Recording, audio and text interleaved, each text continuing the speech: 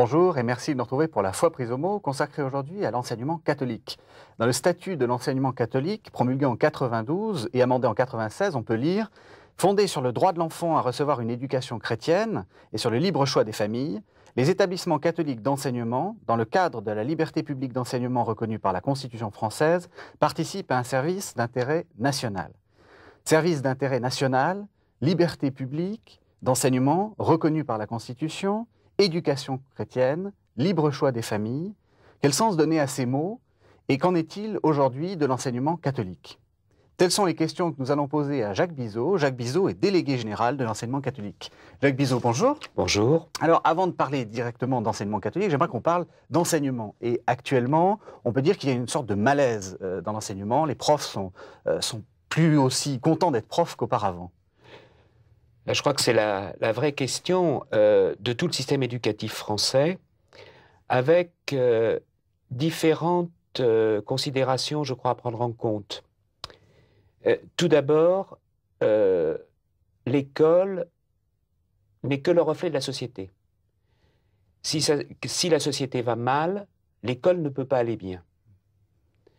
J'y reviendrai tout à l'heure, si vous permettez, en vous donnant un ou deux chiffres. Le deuxième point, c'est qu'on constate une dévalorisation du métier d'enseignant. Quand vous regardez les salaires des jeunes enseignants qui sont à bac plus 5, plus 6, plus 7, ce n'est pas un métier attractif au niveau financier. Une conséquence est une féminisation du métier, et dans ce métier, on est loin de la parité homme-femme que l'on voudrait par ailleurs imposer par la loi. Si vous me permettez, deux chiffres. Dans l'enseignement catholique, en premier degré, 91,9% de femmes. Dans le second degré, 65,9% de femmes. Et tout le monde sait dans ce pays que lorsqu'un métier se féminise, c'est qu'il commence à ne plus être très bien considéré, entre autres par les étudiants qui se préparent à une vie professionnelle. Oui, ce qui pose une question sur le statut des femmes d'ailleurs. Enfin, mais c'est surtout un indicateur de, tout à fait. De ce qui se passe. Les femmes sont tout à fait capables d'enseigner, oui, mais elles peuvent avoir des problèmes de discipline, de relations, qui sont plus faciles à gérer lorsque l'on est un homme. Bon. Deuxième point, il y a 60 ans, 70 ans, le directeur d'école du village était le secrétaire de mairie. Et sans grossir trop le trait, on pouvait dire que dans un village, il y avait quelques notables, dont le curé du village, dont le maire, dont le secrétaire de mairie. Cette considération pour le métier d'enseignant a complètement disparu. Vous avez même des gens, des familles, où l'enfant ayant une réprimade à l'école, il y a quelqu'un de la famille qui débarque, voire pour boxer l'enseignant. Bon, vous avez vu ça dans les informations, ça arrive même parfois dans l'enseignement catholique. Un autre point, me semble-t-il, c'est la formation des maîtres. Alors je prends quelques risques en abordant cela parce que c'est un sujet sensible, oui. Je suis de ceux qui disent que la mise en place des IUFM, du temps de M. Jospin, ministre de l'Éducation nationale, c'est un très grand progrès. Au début de ma carrière, j'ai commencé sans aucune formation. On avait des diplômes, donc on était censé enseigner, ce qui ne me semble pas tout à fait évident, mais c'était comme ça. Les IUFM sont une bonne chose. Je ne suis pas certain que les IUFM forment à un métier d'enseignant par rapport aux jeunes actuels. Entre autres, ils ne forment pas les jeunes enseignants à des classes hétérogènes. Et ces jeunes enseignants, où les nomme-t-on? Dans les endroits les plus difficiles, là où il y a des ZEP, et là où il y aura des écoles, ambition et réussite, puisque c'est la nouvelle appellation du système mis en place par le ministre. Donc je crois qu'il y a un problème de formation des maîtres qu'il faudrait revoir. D'ailleurs, ce qui est assez surprenant, c'est que les langues se délient et qu'actuellement des jeunes qui sont à l'IUFM contestent le type de formation qui leur est donné en disant « nous ne sommes pas, techniquement parlant, préparer à ce métier. Il faut nous apprendre à exercer l'autorité. Donc je crois qu'il y a ce volet-là. Alors comment expliquer justement cette désaffection progressive de l'enseignement? Parce qu'avant, on était content d'être instituteur, on était fiers même. On ne peut pas dire qu'il y a un désintérêt dans la mesure où il y a toujours pour les concours beaucoup plus de candidats que de places disponibles. Il y a même actuellement des remous parce que dans certaines spécialités, apparemment, on aurait formé trop d'enseignants. C'est entre autres en éducation physique et sportive. Une des revendications des étudiants actuellement, c'est une augmentation du nombre de postes mis au concours du CAPES. Donc on ne peut pas dire qu'il y a un désintérêt.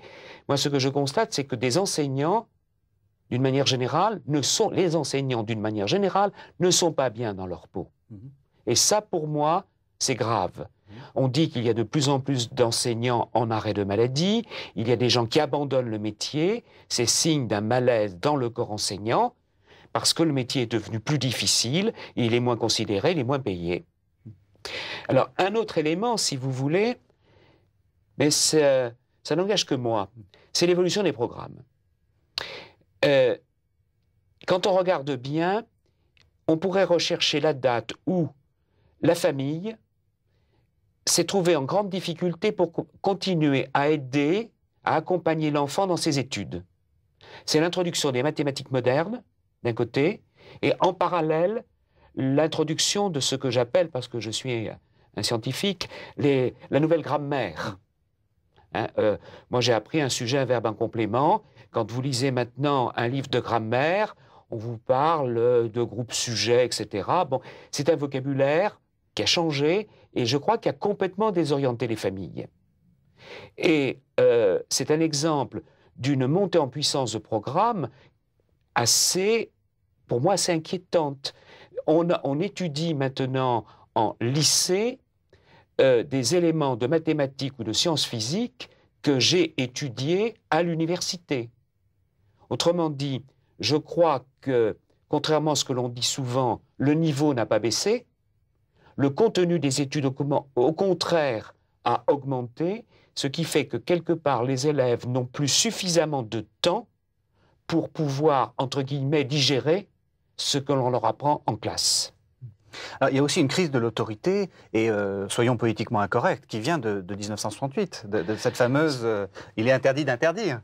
Ça, je pense que c'est certainement la conséquence de cette période assez extraordinaire quand même de l'histoire de France, parce qu'il y a des choses qui ont évolué, mais le concept « il est interdit d'interdire » est calamiteux.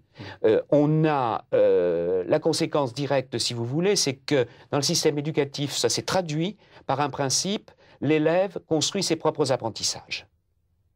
Personnellement, je dis l'élève doit participer à son apprentissage, mais on ne peut pas faire que cela. Il y a des moments où l'élève est en situation brute d'apprentissage, c'est-à-dire qu'il a en face de lui quelqu'un qui sait, et il doit écouter pour apprendre. Et ça, c'est pas du tout dans le modèle de 1968, et il faut dire que la carrière d'enseignant étant suffisamment longue, il y a plein de gens qui ont été formés dans cet esprit-là, que l'on retrouve encore au niveau d'enseignement. Ça ne serait pas grave tout cela s'il n'y avait pas des chiffres très inquiétants.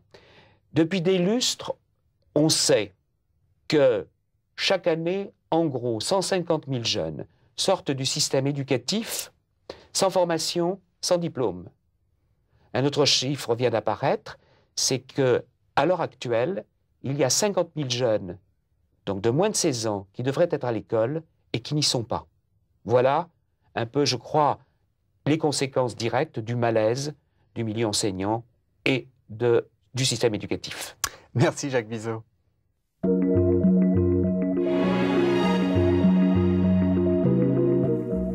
Dans l'entretien précédent, on a dit que l'une des difficultés, l'une des causes du malaise, c'était cette pensée 68 qui avait fait qu'on peut progressivement, les repères se perdaient. Et dans l'enseignement catholique, il y a ça fait partie des mots d'ordre, des slogans, qu'il faut donner des repères, donner des valeurs.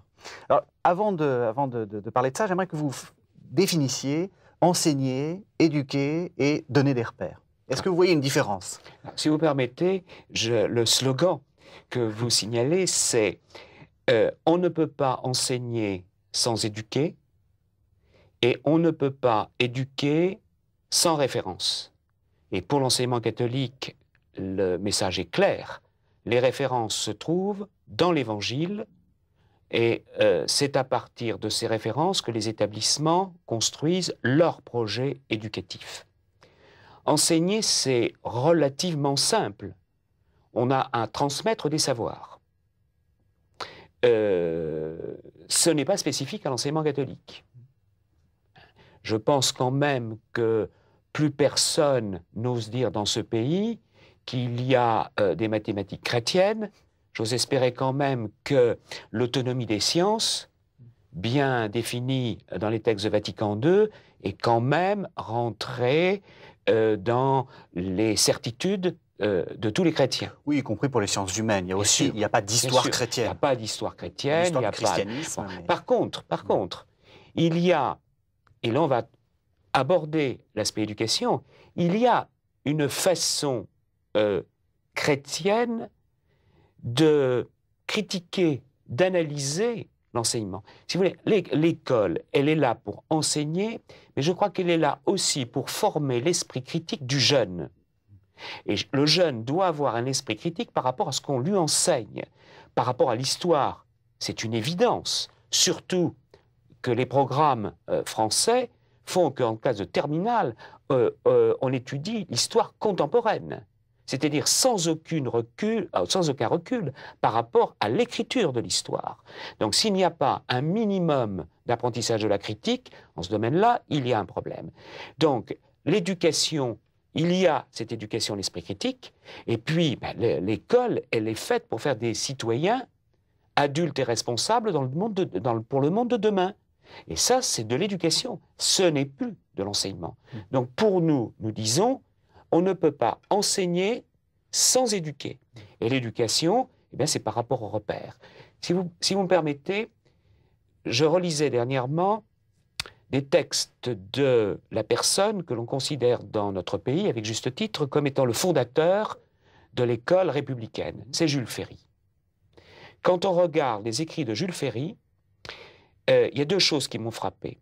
Je crois que dans des lettres à l'instituteur, il disait l'instituteur ne doit pas dire en classe quelque chose qui peut choquer l'un des parents des enfants qui me sont confiés. Et un autre point, Jules Ferry demandait à ce que la classe commence par l'étude d'une phrase de morale, entre guillemets. Et quand vous reprenez des exemples, je ne suis pas sûr qu'on trouve beaucoup de différences entre cette morale de l'école laïque et ce qui pouvait être enseigné dans la paroisse par le curé au catéchisme. Donc l'école républicaine de Jules Ferry était une école républicaine qui se basait sur des principes moraux partagés par l'ensemble de la société. Et à mon avis actuellement, l'école, pour des raisons diverses, ne le fait plus. Elle a peur, elle a trop peur de s'engager, de heurter les consciences, et des enfants, des adolescents ne peuvent pas devenir des adultes si on ne leur propose pas des repères. D'où pour nous, 3 actes: éduquer, enseigner, se référer à des valeurs qui sont indissociables. Tout au moins, nous essayons de le faire. Alors, comment faire le partage entre donner des repères et endoctriner? Le but quand on met son enfant à l'éducation catholique, à l'enseignement catholique, le but, c'est pas de lui faire du catéchisme tout le temps. Écoutez, je ne crois pas, dans un pays comme la France, au principe d'endoctrinement. Très honnêtement, c'est exact qu'il y a eu, il y a 50 ans, une école catholique où on amenait les enfants en rang par 2 à la messe au moins une fois par semaine. Bon, je ne suis pas certain que l'on ait endoctriné des gens. Par contre, on a peut-être fait des anticléricaux, ça c'est tout à fait possible, ça. Mais l'endoctrinement, non. Je ne crois pas qu'on puisse accuser l'Église catholique, ce qu'elle a mis en place, l'enseignement catholique en particulier, comme étant un lieu d'endoctrinement et de lavage de cerveau. Non, Je pense quand même que la personnalité de chaque être humain est telle que l'endoctrinement, au moins dans un pays comme le nôtre, est totalement inimaginable. Par contre, ce qui est très important, c'est que nous proposons des références. Nous ne les imposons pas. Et nous les proposons, je vous le disais, en fonction de l'Évangile. Vous savez, ça vaudrait la peine qu'un jour, peut-être que vous fassiez une émission, quelle différence entre la devise de la République, liberté, égalité, fraternité, et ce que l'on peut trouver dans l'Évangile. Je ne suis pas certain qu'on ne trouve pas plus dans l'Évangile que dans la devise de la République. Donc, on peut proposer ça sans état d'âme et en respectant profondément la liberté de conscience des jeunes qui sont chez nous, d'autant plus que tous ne sont pas de culture ou de religion chrétienne. Alors, s'il faut proposer des valeurs, est-ce que c'est à l'école de faire... Est-ce qu'on ne demande pas à l'école quelque chose qu'elle ne peut pas faire, qui est d'éduquer la jeunesse? Est-ce qu'il n'y a pas la part des parents aussi? Alors, vous touchez à un principe fondamental de l'Église sur l'éducation. Les premiers responsables de l'éducation des enfants, ce sont les parents. C'est très souvent lu au travers des textes officiels de l'Église comme concernant l'éducation de la foi. À mon avis, c'est pour moi bien plus large que ça. Et tout à l'heure, j'évoquais, ou dans l'émission précédente, j'évoquais ces parents qui viennent contester une punition de l'enfant. C'est un des problèmes fondamentaux de l'école. Si on ne parle pas le même langage à l'école et dans la famille, c'est perdu d'avance. L'école seule ne peut rien faire. Et je crois que c'est l'un des problèmes fondamentaux de notre école, parce que les parents ont du mal à se situer, les enseignants ont peur des relations avec les familles, alors que finalement, pour arriver à quelque chose, il faudrait que parents et enseignants puissent travailler constamment la main dans la main et qu'il n'y ait jamais la moindre faille entre ce qui est dit à l'école et ce qui est dit dans la famille. Je pense que là, nous en sommes parfois éloignés. Oui, parce que vous ne constatez pas qu'on traite l'école un peu comme un service public, comme les trains qui doivent arriver à l'heure. Alors il faut que les élèves réussissent, etc. Est-ce que c'est pas le danger? Les évêques ont parlé de service d'intérêt national, mais quelquefois, service d'intérêt national, ça fait service public. Il faut que ça arrive à l'heure. Je crois que de dire que l'école est un service public, si on le compare au service de la SNCF, c'est catastrophique. Voyager ou acheter une savonnette, c'est pas tout à fait le même acte que d'éduquer les enfants. Et si l'école est un service public au sens où l'État, dans ses devoirs régaliens, doit assurer le financement du système scolaire, oui, l'école est un service public. Si c'est dans le sens l'enfant, la famille consomme de l'école, non. Et là, je crois que le fait qu'il y ait peut-être consommation dans la mesure où il n'y a plus ce lien habituel entre l'école et la famille, c'est à mon avis dramatique. Et c'est une des raisons des problèmes que nous constatons actuellement dans l'école. Merci Jacques Bizot.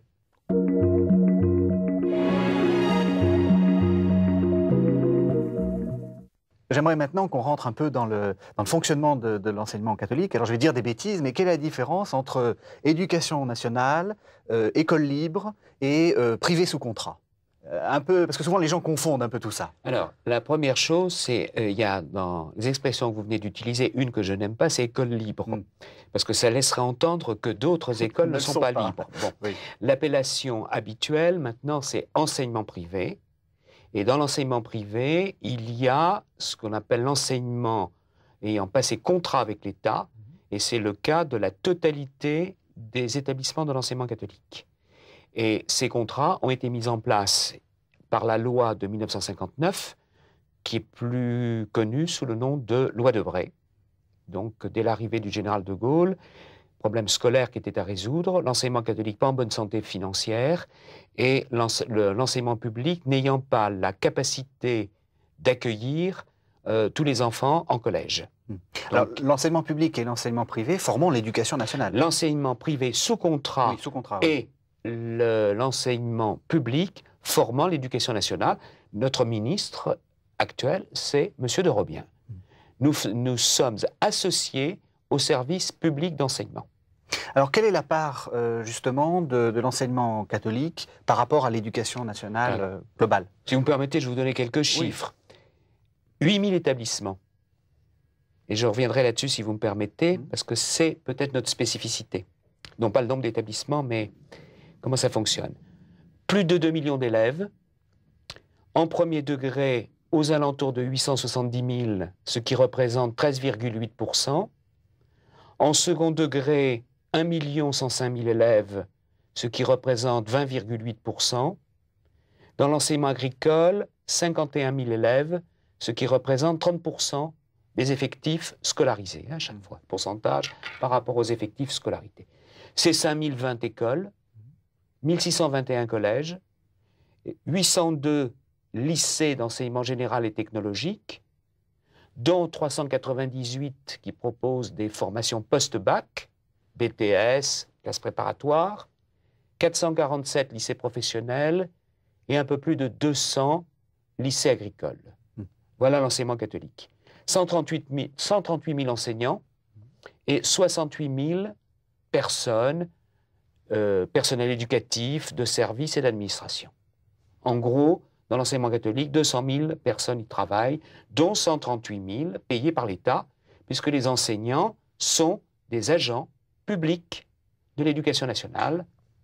Oui, alors expliquez-nous un peu comment ça fonctionne. Quel est le rapport entre le côté privé et le côté public, justement? Alors, si vous voulez d'abord un point fondamental, si je vous ai dit tout à l'heure, les 8000 établissements, c'est important parce que dans l'enseignement catholique, c'est au niveau de l'établissement que l'on doit trouver les moyens de faire réussir chaque enfant. Autrement dit, l'initiative pédagogique, éducative, elle est à la base, elle est au sein de la communauté éducative. Dit d'une autre manière, dans l'enseignement catholique, on n'est pas habitué à accepter facilement des directives qui viennent du haut. Il y a une sorte de décentralisation, voilà, en fait. Si vous voulez. Et depuis toujours. Pour la petite histoire, ça provient de l'indépendance des différentes congrégations religieuses à l'origine de beaucoup de nos établissements. Les pères jésuites avaient leur pédagogie, les frères des écoles chrétiennes ont leur pédagogie. Ce n'est pas la même. Donc, indépendance de l'établissement. Alors après, évidemment, c'est organisé par diocèse. L'enseignement catholique respecte le code de droit canon, c'est-à-dire que c'est l'évêque qui, dans un diocèse, est le responsable de l'enseignement catholique. Et puis, vous avez les niveaux académiques et le niveau national. Mais ce n'est pas organisé d'une manière hiérarchique. Le secrétariat général, dont je suis l'un des membres, a comme responsabilité de représenter l'enseignement catholique auprès des pouvoirs publics. Bon.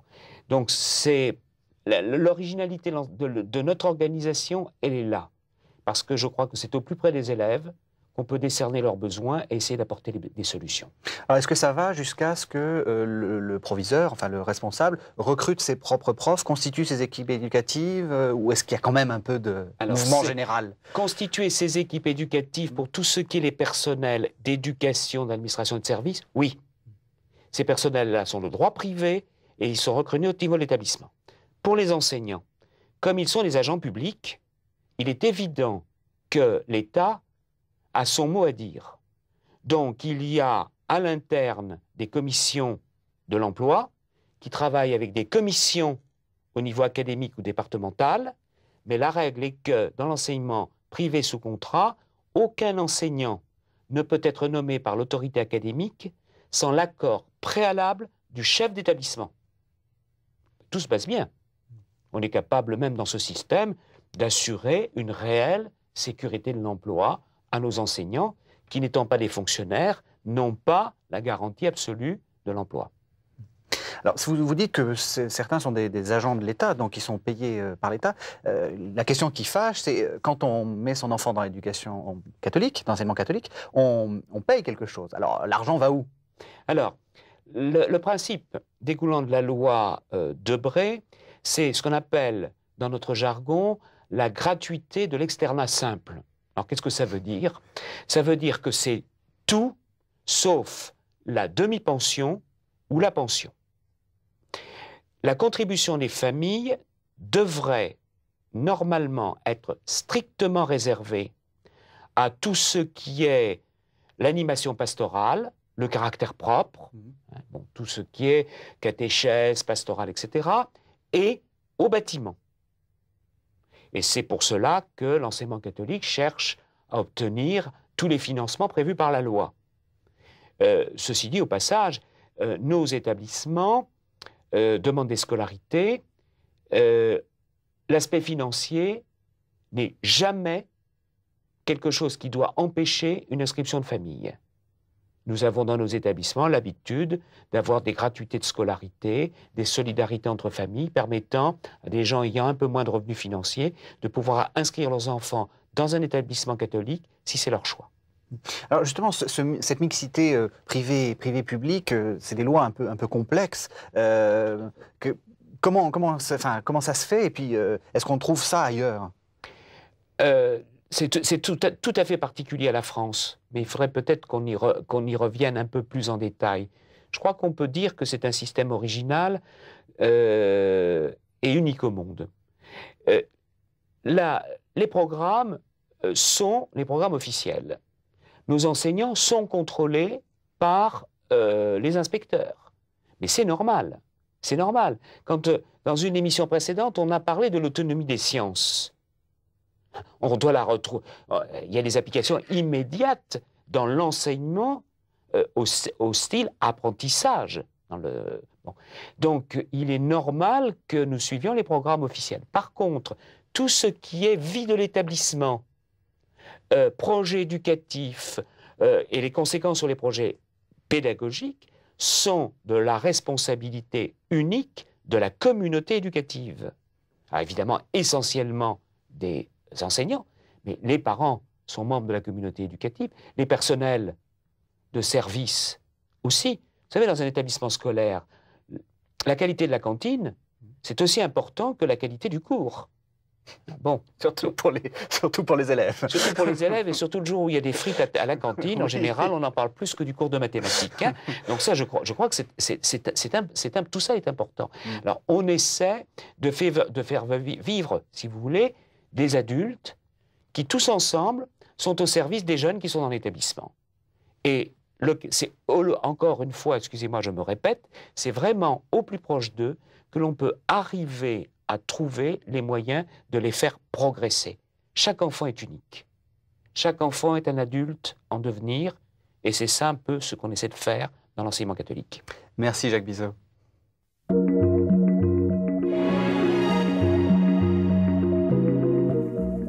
Dans un entretien précédent, vous aviez parlé du caractère propre. J'aimerais que vous définissiez un peu ce qu'est ce caractère propre de l'enseignement catholique.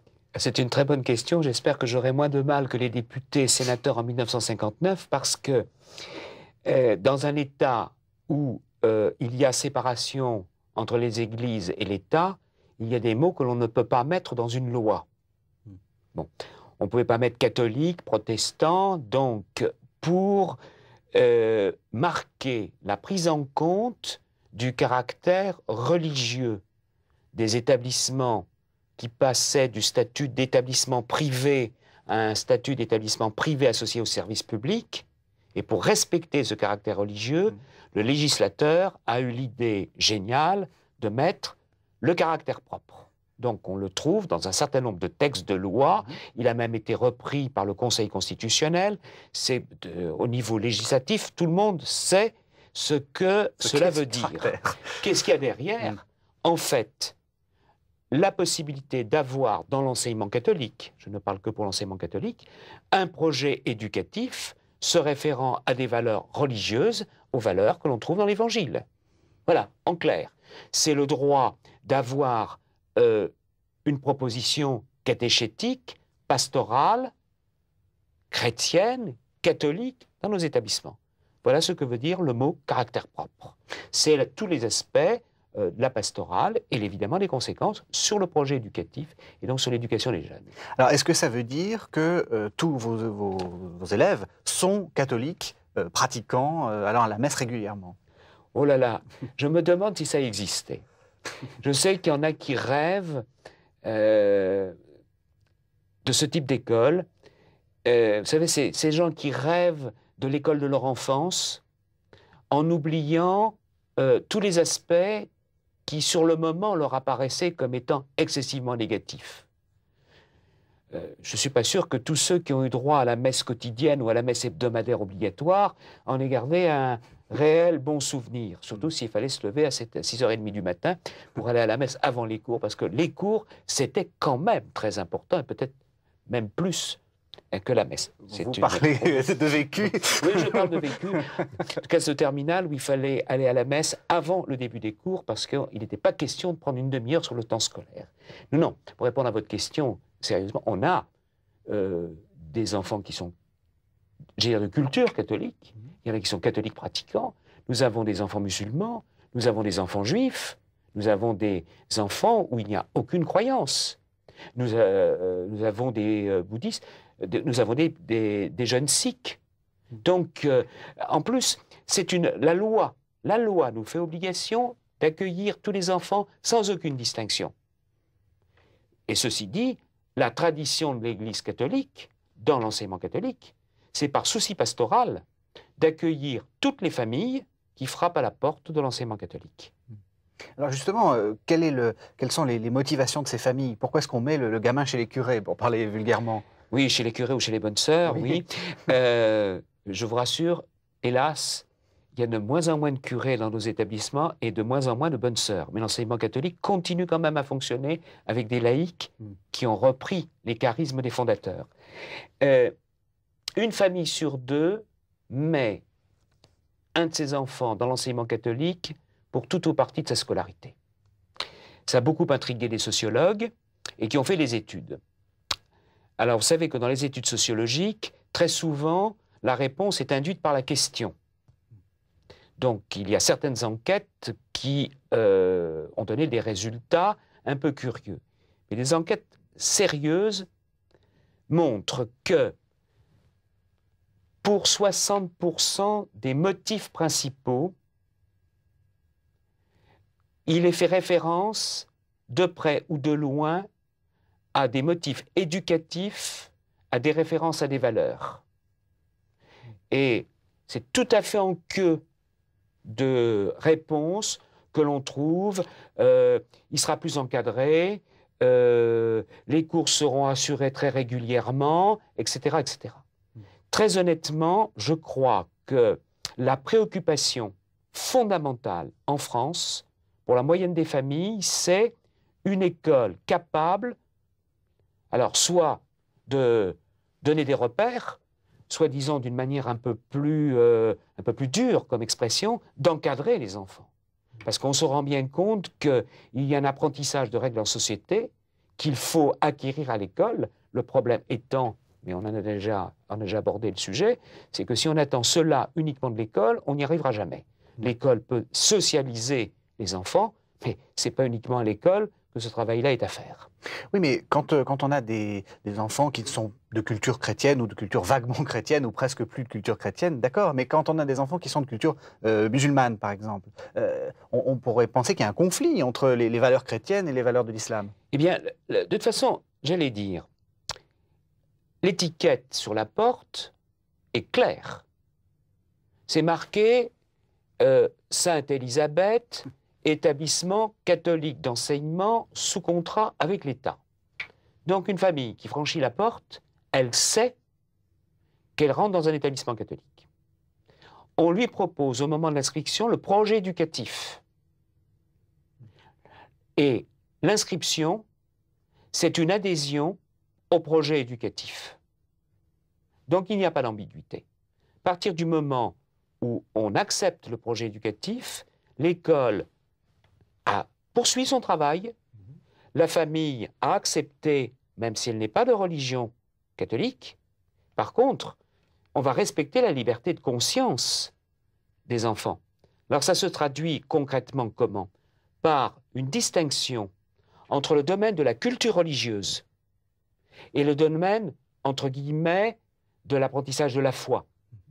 Alors pour dire autrement, entre la culture religieuse, et la catéchèse.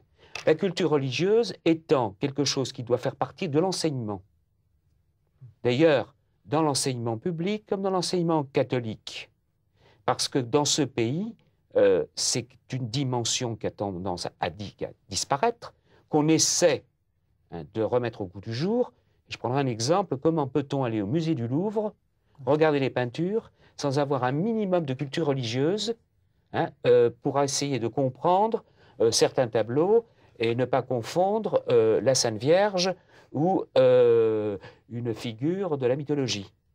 Je crois qu'il y a un minimum de culture religieuse qui font partie de notre patrimoine commun et qui doit être évidemment proposé à tous les enfants. Par contre, tout ce qui est du domaine de l'engagement personnel, de la foi, ça ne s'impose pas, la foi chrétienne ne s'impose pas, et là, c'est le respect total de la liberté de conscience des enfants. C'est-à-dire concrètement, ils sont dispensés de caté. Bien entendu. Ce qu'on peut proposer, c'est d'autres choses. Il y a beaucoup d'établissements où il y a 1 heure par semaine, par exemple, sur un certain nombre d'activités qui vont de la réflexion sur l'utilisation de l'argent. La déontologie de l'argent, c'est pas tout à fait idiot à aborder avec des adolescents de lycée, à quelque chose sur la Bible. Et il y a un choix, et les élèves choisissent en fonction de leur goût du moment ou de leurs aspirations profondes et de leurs attentes par rapport à la foi chrétienne ou de l'absence d'attente par rapport à la foi chrétienne. Beaucoup d'établissements sont organisés comme ça. Alors, une des critiques qu'on fait parfois à l'enseignement catholique, c'est que c'est un enseignement pour riches. On a des images de lycées extrêmement favorisés. Comment vous y répondez? Écoutez, je dirais volontiers, mais sans aucune méchanceté, que quand on regarde un arrondissement comme le 16e arrondissement de Paris, je pense que ni dans les établissements publics, ni dans les établissements privés, c'est des lieux où on trouve le plus de mixité sociale. Donc on a des écoles qui accueillent des gens très favorisés, mais on en a d'autres aussi qui accueillent beaucoup d'enfants défavorisés. Les études sociologiques montrent que le recrutement dans l'enseignement catholique est sociologiquement quasiment le même que celui de l'enseignement public. Donc je crois que c'est un faux débat. Merci Jacques Bizot.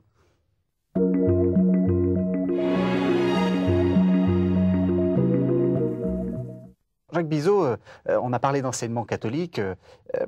Est-ce que c'est pas ennuyeux d'être un enseignement catholique dans un État qui se veut laïque? Comment voyez-vous les choses? Tout simplement au niveau de la définition de la laïcité. Quand on regarde l'histoire de ce pays, à mon avis, il y a 2 définitions. Laïcité, anticléricalisme, ou laïcité permettant à chacun le respect de sa croyance. Si on se situe dans la 2e hypothèse, il n'y a aucun problème à ce qu'il existe dans un État laïque, avec une séparation de l'Église et de l'État, un enseignement catholique associé au service public. Je crois même que c'est l'aboutissement le plus logique d'une laïcité bien comprise, et surtout comprise d'une manière intelligente, et non pas en s'opposant sur des querelles qui maintenant, on disait pendant un temps du siècle passé, mais comme on a changé de millénaire, c'est 2 siècles avant. Je crois qu'il faut arrêter. Bon. 2e remarque, si vous voulez, tant pis si elle aborde peut-être certains aspects politiques, dans notre société française, nous constatons un problème d'intégration des immigrés que nous n'avons jamais eu. Et la question que moi je me pose, et que se posent peut-être de temps en temps les politiques, mais pas suffisamment d'une manière publique, parce que ce n'est pas politiquement correct, c'est pourquoi avons-nous réussi à intégrer des populations de culture ou de religion chrétienne, et que nous avons actuellement beaucoup de mal à intégrer des jeunes, des familles de culture ou de religion musulmane. Je crois que ça doit nous interroger sur le concept de laïcité, ne serait-ce que pour permettre à ce que les questions relatives à la croyance ne soit pas systématiquement rejeté dans le domaine personnel par des gens qui ont une vision étriquée de la laïcité. J'espère avoir été clair, c'est un domaine, j'allais dire, qui mérite réflexion, qui est sujet de polémique encore dans notre pays, et je le regrette parce que c'est probablement là une des raisons des difficultés d'intégration de certains immigrés qui vivent dans ce pays parfois depuis de très longues années. Alors soyons politiquement incorrects jusqu'au bout. Est-ce que vous avez eu des problèmes de voile dans vos établissements? Parce que ça a été l'un des grands problèmes. Nous sommes battus avec les députés pour que l'enseignement catholique ne soit pas concerné par les textes sur le voile. Ça a été très très mal compris, en particulier par le président de l'Assemblée nationale, qui porte un nom qui est pour nous une référence historique. On s'est expliqué. D'abord, c'est un problème d'éducation. Donc ça, ce n'est pas du domaine du contrat passé avec l'État. Et deux, ce n'est pas en interdisant que l'on règle un problème éducatif. À ma connaissance, l'usage de la drogue est interdit dans ce pays. Ce n'est pas parce que la loi interdit la drogue que malheureusement le problème de la drogue a été réglé dans ce pays. Alors c'est simple, les filles viennent avec leur voile. La règle est que, de toute façon, on va aller dans les cours, à tous les cours, dans la tenue adéquate. On ne va pas à la piscine avec un tchador, et on ne va pas au laboratoire de chimie avec un voile sur la tête. C'est dangereux, ça peut prendre feu. Première règle. Qu'est-ce qui apparaît? C'est que comme on ne fait pas la guerre sur cet aspect vestimentaire, eh bien, on voit au fil des années les filles abandonner le voile à l'intérieur de l'école. Puis l'autre point, si vous voulez, j'allais dire, pour un éducateur, qu'est-ce que ça veut dire une fille qui arrive voilée? Est-ce que c'est parce qu'on lui impose le voile dans sa famille? Est-ce de la propagation à l'âge de l'adolescente? C'est déjà pas sur le même registre. Donc, j'allais dire, interdire, ça conduit à quoi? C'est que si c'est la famille qui impose, ça veut dire qu'on peut se poser des questions sur la place de la femme dans cette famille. Qu'est-ce qu'on constate? Ces filles ne sont plus à l'école. Et elles vont grossir le rang de ces 50 000 jeunes qui aujourd'hui ne sont pas à l'école alors qu'ils ont moins de 16 ans. Si c'est ça que l'on veut, ben, j'allais dire, ben, il aurait fallu le dire clairement, hein, et j'estime que, heureusement, ça s'estompe. La seule question que j'ai, moi, c'est est-ce que des filles ne vont plus à l'école et que finalement on ne le sait pas, et qu'on ne les envoie pas à l'école parce que la famille n'accepte pas que la fille soit dans la rue sans le voile. Alors, je change un peu, mais on reste toujours sur cette question de laïcité. Je me fais encore l'avocat d'une laïcité combattante, militante. Est-ce que l'Église a à se préoccuper d'éducation? À la limite, on pourrait imaginer que l'Église ne se préoccupe que de ce qui la regarde, c'est-à-dire faire des cultes. Pourquoi est-ce que l'Église a besoin de... Pourquoi est-ce qu'il y a des évêques qui sont vos patrons, en fait? Eh bien, d'abord parce que c'est pas Charlemagne qui a inventé l'école. C'est peut-être Charlemagne qui l'a aidé, mais je crois que historiquement, tout le monde est d'accord pour dire que c'est autour de l'Église au sens large, ça peut être un monastère, ça peut être une école cathédrale, l'école cathédrale est quand même très ancien, que la notion de système éducatif s'est fondée. Alors, c'est exact que pendant des siècles, l'Église a eu la mainmise totale sur le système éducatif. Ce qui explique d'ailleurs tous les combats qui ont agité la France pendant des années. Oui, des combats légitimes d'une certaine façon. Légitimes, tout à fait. Tout à fait. Mais ce n'est pas parce que l'État a pris la responsabilité du système éducatif que l'Église a subitement perdu le droit de continuer à ce qu'elle a fait pendant des siècles. Déjà, historiquement, à mon avis, il y a des raisons. Et puis, dans la mesure où on se dit que le système éducatif doit former des citoyens, parce que l'école catholique et l'école de la République dans le sens où elle forme des citoyens français. Et que ceux qui nous contestent cette appellation devraient quand même réfléchir à 2 fois. Parce que si ce n'est pas l'école de la République, on forme quand même des citoyens. Je crois qu'on forme des citoyens qui vont pouvoir régler leur vie par rapport à quelques principes. Et on revient aux repères, aux valeurs, à l'Évangile. Et j'allais dire, l'Église catholique, encore une fois, n'a pas à rougir. L'Évangile, il n'y a aucun message d'obligation. C'est la plus grande liberté. Hein. Le jeune homme riche, Jésus l'aima, il aurait bien voulu qu'il le suive. Il avait de grandes richesses, il n'a pas voulu suivre Jésus. Jésus ne l'a pas retenu par la peau du cou. L'Évangile est plein de messages de liberté, d'attention aux plus pauvres. Eh bien, je crois que ce n'est pas du tout incompatible, encore une fois, avec ce que je disais dans une autre émission, les valeurs de la République, liberté, égalité, fraternité. Donc l'Église a parfaitement le droit de continuer à s'occuper de l'enseignement. Je vais vous donner une anecdote hors France. Dans un certain nombre de pays africains, après avoir quasiment nationalisé tout le système éducatif, les gouvernements actuellement en place sont en train de supplier les églises locales de reprendre tout le système éducatif.